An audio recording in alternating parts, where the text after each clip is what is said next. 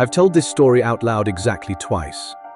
Once to a detective named Alvarez, in a small grey room that smelled like burnt coffee and copier toner, and once to my best friend Priya at 2 in the morning, while I sat on my kitchen floor in my coat and couldn't make my hands stop shaking. I'm telling it a third time now because of a woman I will never meet. 4 months after the worst first date of my life, a detective called me at work and told me that a few pictures on my phone, screenshots I had almost deleted out of embarrassment, were the reason they finally had a name. I didn't know any of that was coming on the night it happened. That night, all I had was a bad feeling I kept apologizing for, and a text message about my dog. Here's the thing nobody warns you about the moment your instincts start to scream. They don't scream, they whisper. And they whisper politely, while the louder part of your brain talks right over them. That louder part has been coaching you since you were a little girl. Be nice. Don't make a scene. Don't embarrass him. Give people the benefit of the doubt. I am a 34-year-old woman who reads warning signs for a living, and I still almost didn't make it home. Because for most of one evening, I was more afraid of being rude than I was of the dark road we were driving down. I'm going to walk you through all of it, slowly, the way it actually happened, because the details are the whole point. Not the ending. I'll get to the ending, and the ending is the part that still makes my hands go cold. But first, the small, ordinary, talk yourself out of it details in the middle. The ones I almost ignored. If you've ever sat across a table from someone and felt something quietly go wrong in your stomach, and then poured yourself another glass of water and decided you were imagining it, this story is for you. Stay with me. There's a reason I need you to hear the middle before I give you the end. My name is Lauren, and before any of this, I would have told you without hesitation that I was a careful person. I'm a veterinary technician. For 11 years, I've spent my days with animals who can't tell me what's wrong, which means my entire job is reading the things nobody says out loud. A dog that's hurting somewhere holds its body a certain way. A cat that's frightened goes still in a particular, wire-tight silence that has nothing to do with calm. I chart it all. Every shift, everything I see, the time I saw it, no guessing and no softening. You write down the truth, even when the owner standing in the room is insisting everything is fine. I was good at it. I trusted what I saw in an exam room without a second thought. It's funny, and not in a way that makes me laugh, how fast I threw that same skill in the trash the moment the patient was a handsome man buying me dinner. I live alone, if you don't count Roscoe, and I count Roscoe. He's a 13-year-old beagle mix with a grey muzzle and one ear that never learned to stand up. And he came home with me 4 years ago, after his owner surrendered him at the clinic for being, and I am quoting the man exactly, too old to be interesting anymore. I took him to the back, and I charted his weight and his bad teeth and the cloud starting in his left eye. And then I drove him to my apartment and never once looked back. He sleeps against the backs of my knees and snores like a small broken engine. And he is, without any exaggeration, the reason a certain code word existed at all. Remember him. He matters a great deal more than you'd think a slow old dog could. And then there's Priya. Priya and I met in our 20s, roomed together for 3 broke and happy years, and stayed the kind of friends who can go a full week without talking and then split a bottle of cheap wine like no time passed at all. She's a paralegal now, sharp as a tack, the person you want in your corner the minute the world turns official. Years ago, after a night out went sideways for a friend of ours, nothing you'd ever see on the news, just a man who would not take no for an answer, and a parking lot that suddenly felt very far from the door, Priya and I made a pact. Whenever either of us met someone new, someone off the apps, the other one got everything. The full name, screenshots of the profile, the name of the restaurant, a live location pin dropped on our phones, and a code. The code was simple, and the code was Roscoe. If I was out on a date and I texted Priya the words, "Did you feed Roscoe?" it did not mean one single thing about my dog. It meant, "Get me out." It meant, call me in the next 2 minutes with an emergency in your voice, a real one, the kind I can't argue my way around. We'd used it twice over the years, both times for nothing serious, both times a small relief to have in our back pocket. Once was a man who spent an entire dinner talking about his ex and got weepy and strange by dessert. Harmless, just sad. The code got me a graceful exit and a good laugh with Priya after. I want you to understand that I did not, on any level, think I was a person this happened to. I thought I was careful, and I thought careful was a wall. Careful is not a wall. Careful is a habit, and a habit is only ever as good as the one moment you actually decide to keep it. I'd been single a little over 2 years when I matched with him. One long relationship had ended the way they sometimes do, not with a bang, but with the two of us slowly realizing we'd become roommates who split a rent and a Netflix account, and not much else. And I'd spent the years since mostly with Roscoe and Priya and the night shift at the clinic. Getting back on the apps felt like trying to speak a language I used to be fluent in and had let go rusty. He made it feel easy. On the app, his name was Adam. He was good-looking in the way that photographs a little too well, and he was funny, and he was interested. Really interested. The kind of attention that feels like sunlight on your face when you've been cold for a long time and forgot you were cold. Within a day of matching, he'd remembered small things I'd only mentioned in passing. I said I worked with animals, and suddenly he had a rescue dog too. A shepherd named Duke. And wasn't it the best thing in the whole world, coming home every night to a dog who's happy to see you? I said I loved old diners, and he knew 3 of them by name. Everything I set down on the table, he picked up and handed back to me a little shinier. At the time, I called it chemistry. Later, in that grey room, Detective Alvarez had a different word for it. She called it mirroring. She said the careful ones don't bring a personality to the first date. They study yours, and they bring it back to you, so that talking to them feels like the easiest thing you've ever done, like being finally, truly seen. She said the feeling of being seen is the hook, and I had swallowed it whole. There were flags in those messages if I'd been charting instead of blushing. He wanted to meet fast, pushed for it, a little pout in the text when I said I couldn't do that first Tuesday. When I told him I always meet new people in a public place and drive myself the first time, no exceptions ever, there was a pause on his end, just a beat too long, and then a breezy, "You're so responsible, I love that about you." Nothing you could point at, nothing you could screenshot and show a friend and have her gasp. Just a texture. Just my stomach saying something quietly that my thumbs were too polite to type back. I told myself I was out of practice. I told myself any decent man would want a woman to be safe, and the fact that this one seemed to mind, just slightly, just for a single beat. I filed that under first date nerves and moved right along. Write that down as the first thing I saw clearly and refused to chart. We picked a Friday, and I picked the place. An Italian restaurant called Fiorella's in a busy stretch of Tempe, Arizona, the kind of spot with a lit patio and a valet stand and enough people around that nothing bad could possibly happen. I did everything right going in. I texted Priya the name of the restaurant and the time, 7:30. I sent her his profile. I actually took screenshots of it, all 4 of his pictures and the little paragraph he'd written about himself, and sent them to her with a joke. Wish me luck. 3 words. Hold on to those 3 words, because they come back at the very end, and by the time they come back, they will have stopped being a joke. I dropped a location pin. I drove my own car, a beat-up blue hatchback with a Roscoe-shaped dent worn into the passenger seat, and I parked it myself, under a light, and I put the keys in the small inside pocket of my purse, where I always know exactly where they are. I want you to notice how much I did right. I need you to notice, because I'm about to tell you the one thing I did wrong, and it very nearly erased all the rest.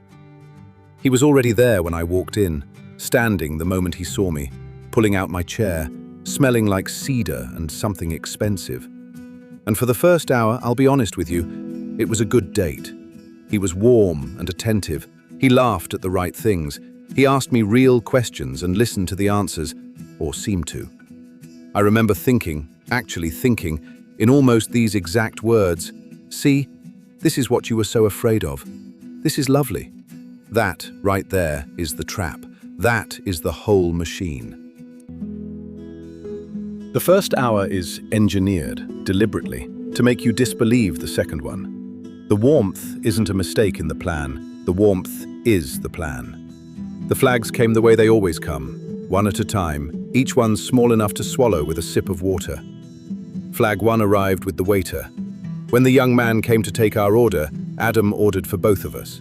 Didn't ask me, just told him what I'd be having. Some seafood dish I never would have picked, with a little wink in my direction like it was a gift. 10 years ago, I might have found it charming. That night, a small, clear voice in the back of my skull said, "He didn't ask you." And I poured that voice a tall glass of water and told it to sit down and behave. Flag 2 came when I mentioned Priya. I said it lightly, tucked into a story. My friend Priya's going to text me later. She always checks in on me. And I watched something move across his face. Just a flicker. There and gone in half a second, a small tightening at the corner of his mouth before the easy smile came back and covered it. "Oh," he said, "do you always travel with a babysitter?" Light, joking. His eyes were smiling. But he had heard exactly what I said, which was, somebody who loves me knows precisely where I am tonight. And some part of him had not liked hearing it at all. Flag 2, filed under, "He's only teasing, don't be so sensitive." Flag 3 was the stories, or the way they wouldn't hold still. He was too smooth and too vague at the very same time, which I would learn is a specific and practiced skill. He worked in consulting. He'd lived all over. He was between places right now, just for a while. And every time I asked a completely normal follow-up question, "Oh, which firm? Whereabouts did you grow up?" the answer would slide sideways and turn, somehow, into a warm question about me, so that 30 seconds later, I'd forgotten I ever asked. By the third time it happened, I clocked the pattern, the way you clock a smell you can't quite place in a room. The way you know something's wrong before you know what. I just could not make myself be rude enough to plant my feet and push. A better raised woman would have let it go, I kept telling myself. So I let it go. And then, over dessert menus that neither of us had opened, he reached across the table and laid his hand over my wrist. Not gripping, resting.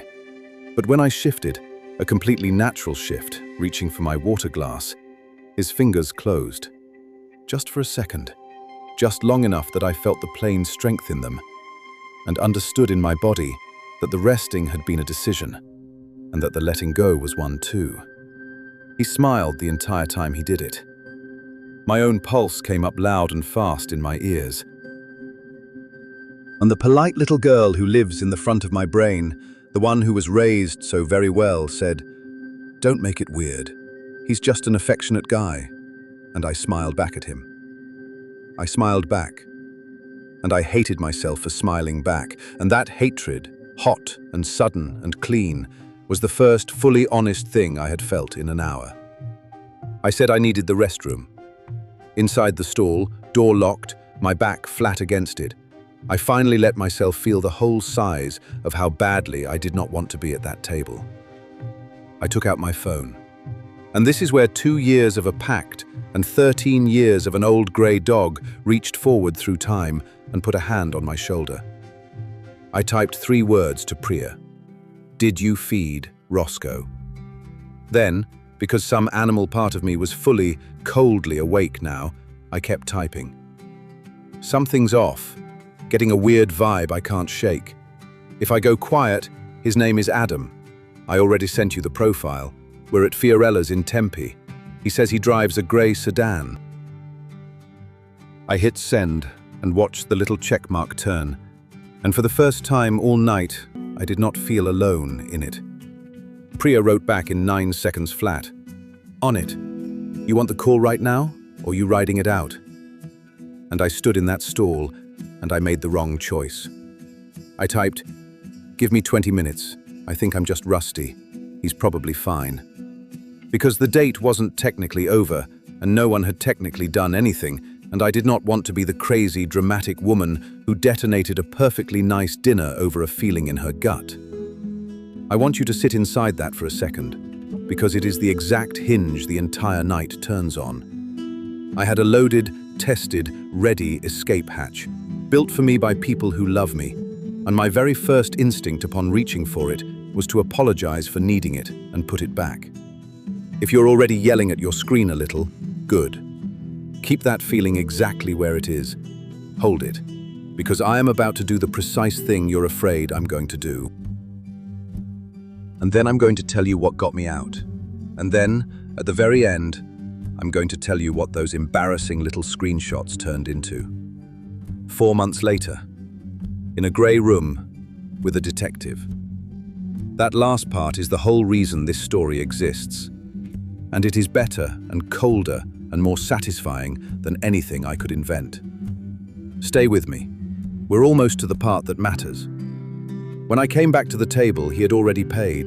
The check was gone, settled and cleared while I was in the restroom. And he was on his feet, jacket on, keys already in his hand, lit up with a new and restless energy. "There's this little gelato place I love," he said. "Best in the whole valley, only about 10 minutes from here. I'll drive us. We'll be there and back before you know it, and then I'll bring you right around to your car." And every single rule I have stood straight up and said, no. My car was 40 feet away, under a light, with my whole life sitting in the ignition. My rule, my own rule, the one I had recited to this exact man in a text message 3 days earlier, was, I drive myself. First time, no exceptions. And here was the exception, wearing a nice jacket, holding the door open, so calm and so certain that it made my no feel enormous and unhinged and unforgivably rude. "Come on," he said, when I hesitated one beat too long. "It's gelato. What, you think I'm going to kidnap you?" And he laughed, and the laugh was a dare. The laugh dared me to say the true thing out loud, which was that some animal living under my skin had been quietly screaming yes for the last hour. To say it would have been insane. To say it would have been so rude. So I did the thing you are afraid I did. I looked at that open car door, and I heard my own voice from very far away say, "Okay," and I got in his car. If you take nothing else from me tonight, understand that I am not a foolish woman. And I got in the car, and I got in it for one reason. Saying no felt worse than being afraid. His car was a dark grey sedan, clean, too clean, with that scrubbed, chemical, new rental smell of something recently and very thoroughly wiped down. I clocked the license plate on the way in without deciding to. 11 years of charting, my eyes just took it and held it the way they'd take a dog's breathing rate. He pulled out of the lot and turned right, and for about 90 seconds everything was fine. But the gelato place he'd named, I happened to know, was to the left. Left was toward the lights, toward the loud, bright stretch of Mill Avenue, where the students and the couples and the noise all were. He turned right. Right was away from every bit of that, toward the wide, dark roads that run out to the edge of town, where the strip malls thin into nothing and the desert starts, and the streetlights just quietly give up. I kept my voice light, floating the words up on the surface where the fear underneath them wouldn't show. "I thought it was back the other way." I said it like it was nothing, like a woman making idle conversation on a Friday drive, and he said, "Easy as breathing, not a hitch in it. Shortcut, avoids all the Friday traffic." And then the doors locked. Just the car, doing the ordinary thing that cars do at a certain speed, one soft mechanical thunk, the single most common sound in the modern world. I have never in my life heard anything louder. It went off in that quiet car like a deadbolt, and I understood, all at once and all the way down, that I had walked myself out of the lit public place and into the one location on earth where he had complete control, and that I had done it on my own 2 feet, smiling, so as not to seem impolite. Here is what I need you to understand about that moment, because it is the thing every movie gets wrong. I did not scream. I did not lunge for the wheel. My whole body dropped into the exact, still, wire-tight quiet I had watched settle over 1,000 frightened animals. The stillness that is not calm, that is the pure opposite of calm, that is a small, cold computer in the base of your brain running every possible exit at the same time. The road kept getting darker. The buildings kept thinning out, and he kept talking, warm and easy, about gelato, about a place he'd had it once in Rome, and every single relaxed word was doing a job. And the job was to make the screaming thing in my chest feel crazy and small and rude and wrong. And then my phone rang. Priya. Right on the 20-minute mark to the second, because that is exactly who she is. She had set a timer on my maybe. She had heard, "He's probably fine," and translated it correctly into, "She is not fine." And she had been sitting with her keys in her hand and her thumb over my name for 19 minutes, waiting. I answered before the second ring finished. "Hey," I said, and I heard my own voice come out of me, steady, almost bored, the flat, gentle voice I use on a shaking dog to keep it from bolting. And Priya was already going, fast and frightened, and absolutely perfect, an actress who'd been rehearsing our whole lives for this. "Lauren, oh my God, I'm so sorry. It's your mum. She fell. She's at the hospital. I'm on my way to come get you right now. Where are you?" Not one word of it was true. Every word of it was exactly the door I needed someone to open for me. I said it out loud, for him, letting my face do the work. "Oh no, okay, I'm coming right now." And then I turned to Adam, and I kept that same flat, steady voice, and I said, "That was my friend. My mum's in the hospital, she fell. I need you to take me back to my car right now." And he did not slow down. That is the moment, right there. That is the single one I would give almost anything to make every person listening feel in their own chest. I told a man that I needed to get to my mother in a hospital, a thing no ordinary, decent stranger on earth would question for even a second.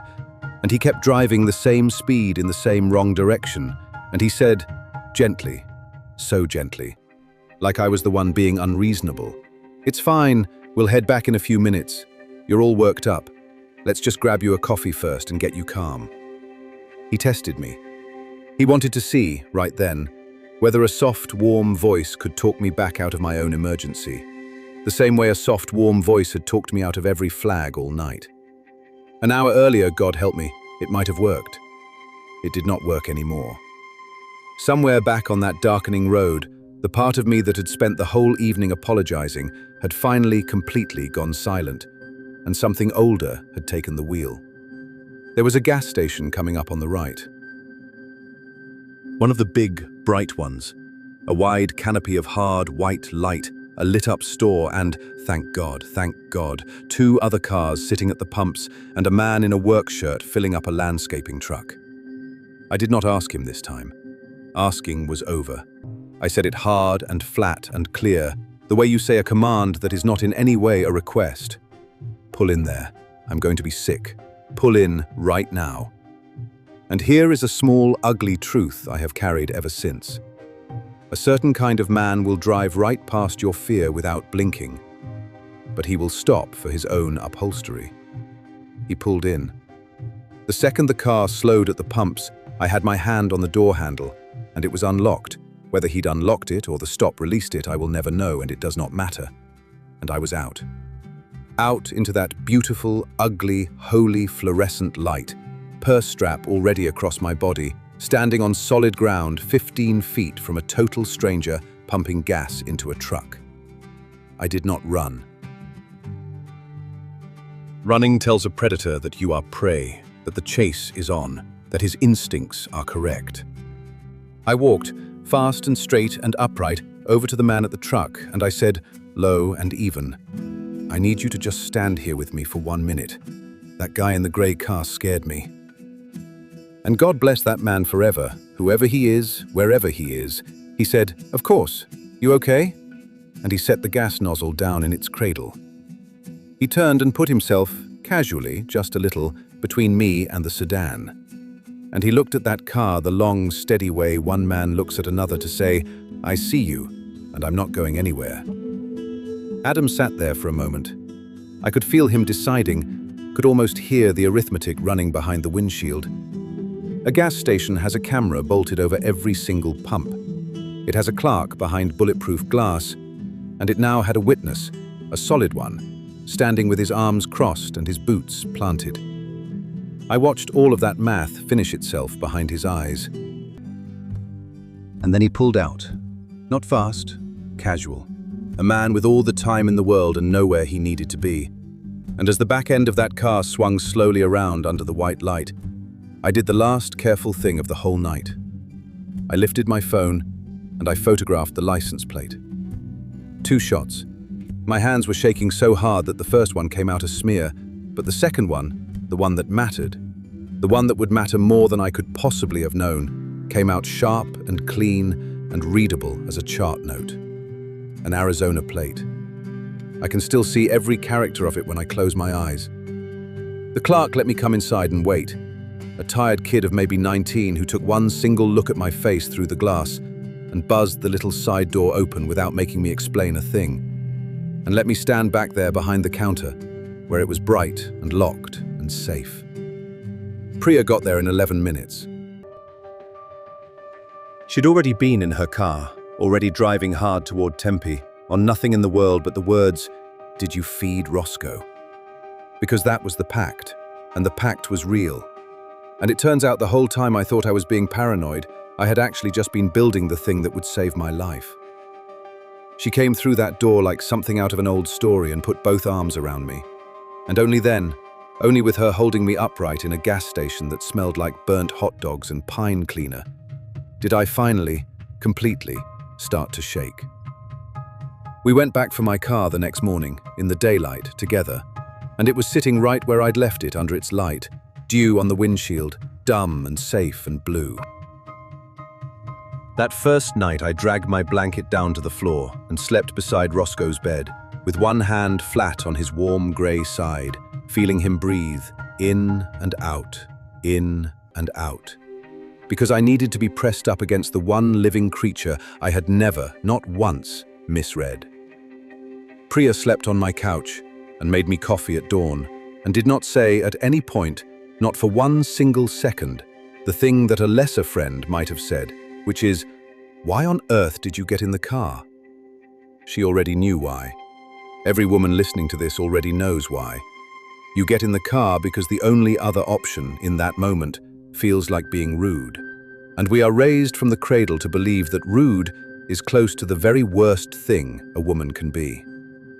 He was counting on exactly that. They are all, every one of them, counting on exactly that. Here is where a great many people would stop the story. Nothing actually happened after all.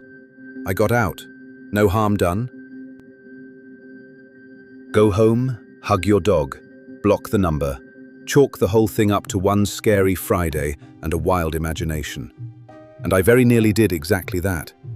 But Priya, who spends her working life around cops and courtrooms and knows precisely how the machine really grinds, sat me down over that dawn coffee and said one thing that changed everything that came after. She said, "Lauren, listen to me. Nothing happening to you does not mean nothing happened. Report it anyway. Not for you, for the report." So on Saturday, I drove to the police station, and I did just about the least satisfying thing a person can do. I filed a report about a crime that hadn't happened. The officer was kind and tired, and honestly a little baffled about what he was even supposed to write down, because, in his words, and he wasn't wrong, "No offense, ma'am, but the guy didn't actually do anything. You got out. There's no law against a lousy sense of direction." And he was right, technically, which is the very worst kind of right there is. But I had come coached. I said, "I understand completely, and I would still like a report on file, with a number, please." And then I made him take all of it. I gave him the screenshots of the profile. I gave him the 2 photographs of the plate. I gave him the name Adam, and the restaurant, and the time, and the road, and the make of the car, and the gas station where there would be video on a hard drive somewhere. I made that tired man write down every single piece of it. He gave me the report number on a little printed card, the way you'd hand somebody a receipt for a return they were never going to make. And I could see plainly in his face that he believed it would live in a drawer, untouched, forever. Two things happened over the following week that felt like absolutely nothing at the time and turned out later to be everything. The first thing was that I reported his profile to the app, and within a day, it was gone. Pulled, deleted, vanished. Whether by him or by them, I never found out and never will. Which meant that the only surviving record anywhere on Earth of Adam's face, his 4 careful photographs, his little paragraph, the exact shape of the bait he used, existed in one single place. The screenshots I had sent Priya as a joke before the date. Wish me luck. The second thing was that I did the modern thing, the thing women do for each other now in the quiet. I posted a calm, careful warning in a local women's group online. No screaming, no name-calling, just the plain facts. This happened to me. Here is the pattern. Here is what the second location push looked like. Please be careful out there. And a small, steady number of women messaged me privately to say the vibe sounded familiar, that they'd felt it too, that a man had pushed them toward a second place in exactly that way. I saved every one of those messages. Charting, always charting. I had no idea what any of it was for. I just could not make myself throw away the truth. And then, for 4 months, there was nothing. Life closed back over the whole night like water closing over a dropped stone. I went back to work, back to Roscoe, back to the ordinary rhythm of shifts and grocery runs and slow Sunday mornings. And some nights I would lie awake in the dark and put the whole evening on trial all over again, and land, exhausted, a little after 2, on the ugliest verdict of all, which was that maybe I had made the entire thing up. Maybe he really was just a guy with a bad sense of direction and a firm hand, and I had humiliated myself and filed a police report over a feeling, and frightened a nice man off into the night for no reason at all. That is the last and cruelest trick these men play, and the terrible thing is, they don't even have to still be in the room to play it. When they don't get you, they leave you holding the raw fear all alone. And after enough quiet weeks, the fear starts, slowly, to look exactly like foolishness. I had very nearly talked myself all the way out of it. Hold on to that, please, because it makes what came next so much better. Remember that I had almost decided I imagined the whole thing. It came on a Tuesday afternoon while I was hosing out a kennel run in the back of the clinic. A detective named Alvarez, Phoenix, calling from a unit I won't dress up for you, calm and warm and precise, asking whether I was the Lauren who had filed a report roughly 4 months back about a man who called himself Adam. My legs went strange and far away underneath me. I said yes. She asked, very gently, whether I would be willing to come in and talk. And then she said the sentence I have not stopped hearing since, on and off, in the shower, on the freeway, at the edge of sleep. She said, "I want you to know that your report is the most useful thing in this whole case." She said, "You did everything right." I sat in that grey room the next morning, the one with the burnt coffee and the copier toner, and Detective Alvarez told me, as much of it as she was allowed to, what my one bad Friday had actually been a piece of. Another woman had come forward, a different city, a couple of months after my night, the same kind of profile on the same kind of app, the same too good first hour, the same insistent, charming push toward a quiet second place. Only she hadn't gotten out. He had taken her somewhere private, and she had been drugged and robbed and left. And she had surfaced hours later with pieces of the evening simply gone, and no earthly way to prove who had done it to her. Because by the time she could think straight and make the call, the profile was already deleted, and the account was a ghost, and the car was wiped, and the name she had was a name that belonged to no one. He was careful. He was so careful. He left, very nearly, nothing at all behind him. Very nearly nothing. Because a veterinary technician in Tempe with badly shaking hands had photographed a license plate under a gas station light. and had made a tired officer write down a report number he was sure he'd never need. And that plate, run properly and patiently months later by a detective who actually pulled the thread instead of leaving it in the drawer, came back to a name that was not Adam. It came back to a real man, with a real face and a real address. And once they had the real man, my screenshots handed them the one thing they had been missing in the other woman's case entirely. His face. His method. The precise profile he'd used to reel her in, preserved and time-stamped and whole, rescued out of a night he was certain had disappeared. And when they finally went looking, with an actual name and an actual face in hand, they turned up a third woman. An older case, gone cold 2 full years before, that not one investigator had ever been able to connect to a single living soul. 3 of us. 1 thread. And the thread was a joke text, "Wish me luck," that I had very nearly been too embarrassed to keep. His name was Gregory Vance. He was not a consultant. He had never in his life owned a shepherd named Duke. He had done his own private version of that Friday night, to more women than the 3 of us who ended up with case numbers on a detective's desk, and some of them, Alvarez let me understand without ever quite saying it, had never told anyone at all. She never once used the word predator with me. She didn't have to. She just laid the timeline out flat on the table between us, my little report sitting there in the middle of it, like the keystone of an arch, and let me see for my own self what I had been part of, and what it had held up. I want to tell you that I felt triumphant. Mostly at first, I just felt the floor of the room tilt very slowly under my chair. But underneath the shock, cold and steady and growing by the minute, was something I can only really describe as vindication in the oldest, most literal sense of that word. The feeling of a truth you had let yourself be talked out of turning out, after all, to have been true the entire time. Every single flag I had swallowed at that table with a sip of water had been dead accurate. The ordered dinner, the flicker at Priya's name, the hand closing on my wrist, the wrong turn, the way he tested my mother in the hospital. My body had read that man correctly inside the first hour, cover to cover, and the only real mistake I had made all night was sitting there politely arguing with it. I had not imagined one thing. I had charted it, and the chart held up in a way that mattered. So here is what happened next, because I know that is what you came all this way for. After sitting with me through the middle, through the wrong turn, and the locked doors and the long, dark road, you have more than earned the end. And here is the cold, quiet, satisfying part, the part I have come to love.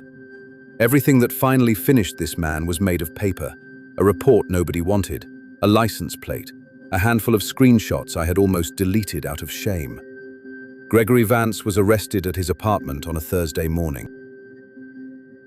With 3 women's cases stacked one on top of the other, and a license plate that put his car exactly where 2 of us swore it had been, and my preserved screenshots turning his deleted, wiped, meticulous, careful trail back into a face with a date stamped on it. The evidence was not the kind of thing a man talks his way out of. His own lawyer clearly knew it. A little under a year after that phone call at the kennel, he pleaded. To charges spread across all 3 cases, the language of it long and clinical and read into a record, felony counts stacked up like cordwood, and a judge sentenced him to 14 years. The women whose cases had gone cold, who had spent years not knowing, got to finally stop wondering who and stop wondering why. And that, Detective Alvarez told me, the day she called to say it was done, is not nothing. For some of them, she said, the wondering had been the very worst part, worse even than the night itself. To be handed a name and a face and a locked door with him on the far side of it, she said, lets a person finally set down a thing they have been carrying with both arms for years. I met one of them once, the woman from the second case, the one who did not get out. We had coffee, at my nervous request and her braver yes, in a bright, loud, crowded place at 11 in the morning, because neither one of us is ever going to love a quiet room with a stranger again as long as we live. We did not talk much about him. We talked, of all things, about our dogs. She has a pit mix named Sugar, who is terrified of the vacuum cleaner and sleeps under the covers like a person. We talked about how genuinely strange it is to feel grateful to someone you have never met for a thing they did on the worst night of their own life. She thanked me for the plate. I thanked her for being brave enough to walk into a police station and go first, because without her going first, my screenshots would have sat in that drawer for the rest of time, exactly the way the tired officer figured they would. Neither of us caught that man on our own. It took the woman who found the courage to speak up and the woman who happened to write it all down. That, I have come to believe, is almost always how it actually works. I'm not going to stand here and lecture you because I hate being lectured, and because if you've listened this long, you are plainly not a person who needs it. But I promised you at the start that the details were the entire point. So let me leave you with the two that matter the most. The first is this. The danger is almost never at the first place. It is at the second one. The restaurant is public and lit and full of witnesses, and that is the precise reason he was so smooth and so desperate and so relentlessly insistent about the gelato. Everything real, everything he actually wanted, was always going to happen 10 minutes down a dark road. And the whole beautiful evening, the charm and the mirroring and the ordered dinner and the warm hand on my wrist, was just the machine built to move me from the safe place into his car. You never, ever have to go to the second location. Not to be nice, not to be sure, not to avoid a scene. No is a complete sentence all by itself, and your own car, parked under a light, is worth more than any man's opinion of your manners. And the second thing is the feeling, the quiet one, the one that only ever whispers, while the polite committee in the front of your mind shouts it down. I threw mine in the trash for an entire hour, because I had been carefully taught that a woman's real job is to be pleasant and easy to be around. It is not. Your job on any given night is simply to get home. The fear of being rude is the exact lever these men reach for every single time, because it works so reliably on the very best of us. The kind ones, the accommodating ones, the give him the benefit of the doubt ones. Being rude is entirely survivable. I can promise you that now, from the far side of it. I have been rude, and I am still here, and he is not. I still have Roscoe. He's grayer now and slower, and the cloud has spread across most of that left eye, and he still sleeps pressed up against the backs of my knees and snores like a small broken engine every night of my life. And did you feed Roscoe is still exactly what Priya and I text each other before either of us walks into a first date all these years later. Except now there's a second half to it. Now, when I get home, when I am safe behind my own locked door with my own old dog at my feet, I text her 3 new words that have quietly become their own small ceremony between us. Fed him. Home. My headlights point the right way these days, toward my own street and my own door and my own snoring dog, and I earned every single one of those ordinary, boring, priceless nights by learning the hard and terrifying way to turn the car around the very second the road ahead of me goes dark. I have taught the Roscoe Code to 11 other women since that Friday. 2 of them have already had to use it. Both of them got home. If you made it all the way to the end with me, thank you, truly, for staying through the middle. Because the middle is exactly where the lesson lives. If this story got into you the way it still lives in me, do me one small favor and hit that like button and subscribe, because it genuinely does help these reach the one person who needs to hear the part about the second location tonight, before their own Friday. And I honestly want to know what you think. Be dead honest with me. Would you have gotten in his car to keep the peace and not make a scene?